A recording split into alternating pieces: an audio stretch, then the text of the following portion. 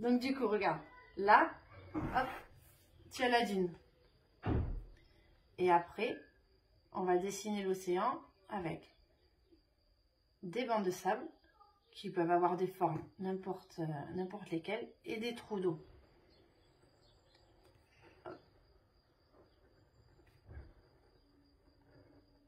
Donc là, on a les baïnes, qui sont les trous d'eau, et les bancs de sable. Sur les bancs de sable, c'est là que déferlent les vagues, d'accord?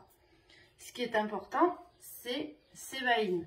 Donc, à marée basse, quand la marée descend, ces baïnes vont se vider et ça va entraîner un courant qui t'amène vers le large. C'est le principe d'une baignoire.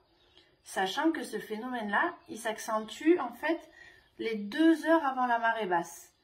Donc, c'est les heures les plus dangereuses. Et à l'inverse, quand la marée remonte, sur ces 2 premières heures, il va y avoir des gros mouvements d'eau, ce qui fait que tu vas pouvoir te retrouver à tout moment sans avoir pied parce qu'une grosse vague arrive.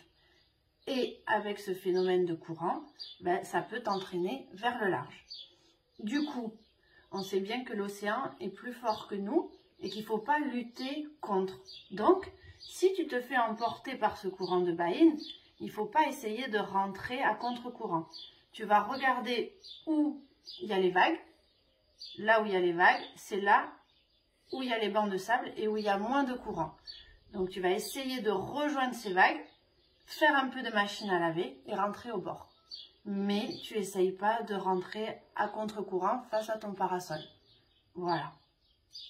Donc, résultat, en fait, on ne se baigne pas là où il n'y a pas de vague. Parce que là où il n'y a pas de vague, c'est là où il y a les trous d'eau et là où il y a du courant.